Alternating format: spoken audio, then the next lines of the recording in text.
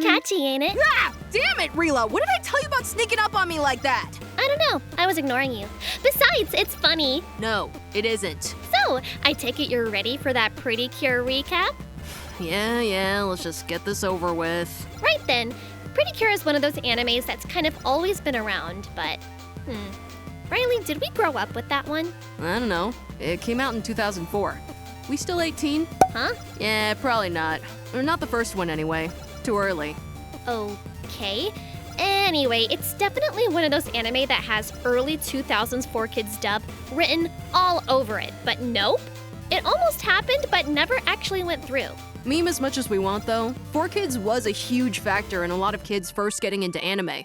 There's just no arguing otherwise. And, like that, a lot of what 4Kids picked up became what we considered to be gateway anime. You know, anime that basically act as the entry point for people who want to get more into the medium. A good chunk of them are legitimately kids anime, as in, actually intended for children. And then there were the ones that some executive somewhere thought was for children, only to find out the hard way that they weren't.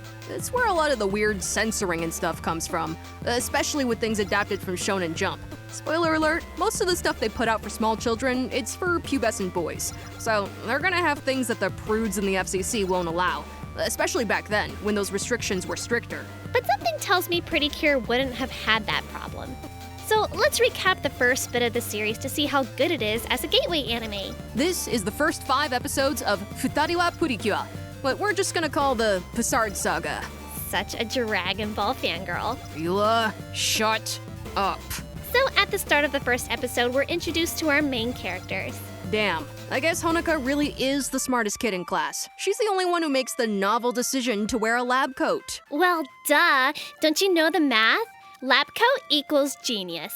What did you think those were for? Protecting you from chemicals or something?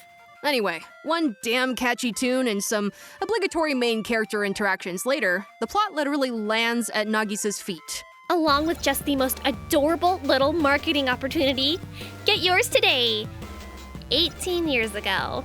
Honoka finds her own hot new merchandising item in her family's storeroom because animals are just smarter than people. Well, kidding aside though, I kinda like the difference in how the two of them first meet Mepple and Mipple.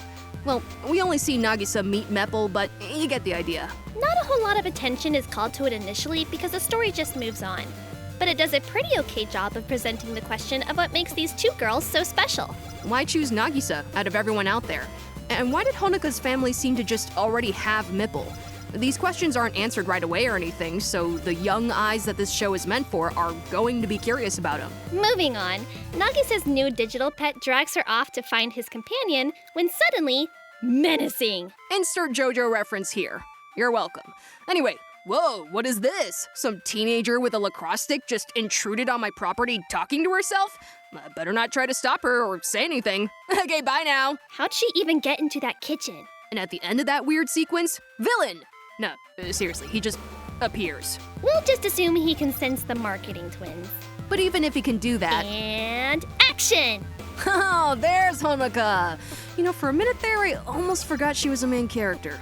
So, the David Bowie wannabe attacks them, they run around for a little while like chickens with their heads cut off, then henshin! I actually really like the transformation sequence, though. Really? Well, that's great! Get used to it. Huh? So they transform for the first time, and there's a legitimately funny gag about them having no idea why they're saying any of that flowery stuff. Pissarro decides to bring a roller coaster to life. And then it's time for the signature attack, the marble screw. So, you know, at least it looks cool. Oh, I'm glad you like it! Get used to it. What? And yeah, that's the first episode for ya. Also episodes 2, 3, 4, and 5. Go figure. Next time we get a little more of the baddie and how he's serving some evil dark overlord. Riley, do you think he's this series' dark magical girl? Damn, I'd watch the hell out of that. Anyway, we learn a little more about the show merchandising scheme and their backstory before Bowie Jr. uses, and I cannot believe I'm about to say this, a possessed vacuum cleaner to drain all the power in the city. Well, I guess this villain really Rila, don't you dare. I swear to God. isn't as creative as I would have expected. Oh, well, I guess I would have liked something zanier from a baddie who looks like he stepped out of He Labyrinth. totally sucks. God damn it, Rila! Of course, Pretty Cure arrives to stop him. One elevator rescue and marble screw later, the day is saved. Gee, I never would have guessed. For real, though. Episode 3 introduced a premise that was honestly pretty cool, and I wish they would have done more stuff with.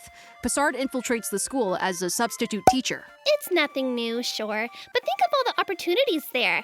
If they knew who he was but didn't know how to defeat him for good, then there could be this whole chess game element going on. He could play some dark psychological stuff and mess with their heads while they try to figure out his weaknesses or something. The idea of him brainwashing their homeroom teacher is pretty good, too. Think of all the stuff he could pull with a power like that. And they can't just tell people about him because then their secret would be out. So they just have to try and protect everyone else from him too. But, say it with me, everyone, he possesses an inanimate object, and one marble screw later, the day is saved. But wait, there's more. Oh, my students are waking me up in the gym. I must have passed out. Oh well, I better scold them for not being in class. Right? But, well, that's that. Pissant bugs off, and he never comes back to the school again. Pissard. That's what I said. Well, what does episode 4 have for us? Really? Look, just humor me, okay? Nah, guess. Just guess. Fine. The girls go to a museum for a class trip, and you guessed it, the bad guy attacks them with possessed artwork, and one marble screw later, the day is saved again. Again. Now you're getting it. To the show's credit, there is a bit more backstory here about Mipple, and some progress towards some answers to that question we brought up earlier. But that's about it. So am I guessing right that episode 5 Is almost completely different. Huh? Guess they decided 4 reps was enough. Futari la Purikua, Episode 5, Serious Trouble, A Desperate Pessard. With a name like that, you can assume things are gonna be different. Somewhat. Encouraging. After a little more of Mepple being kind of an insufferable brat, we learn that all the other reindeer really don't respect Pessard at all. In other words, Raditz. He's the Raditz.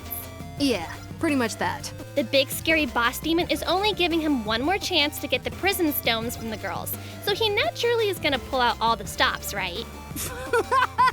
Come on, sis! Did you forget what we were watching? It wasn't that funny. There is a good bit of time in the middle, though, where it's really just focused on having Honoka and Nagisa interact a little more. And that fits. Till now, they've led entirely different lives, so while this whole situation might have brought them together, they weren't exactly friends yet. True, watching them hang out was sweet. I don't mind the action being pretty short as long as the other stuff is meaningful. And hey, this time it wasn't repetitive. Yay! It was pretty stupid, though. Yay! Here's the thing, it actually starts out pretty good. Pissant has a plan, and he executes it. Pissard. That's what I said. He isolates Honoka, hunts her down, and actually has her dead to rights since she can't transform without Nagisa. So far, so good, right?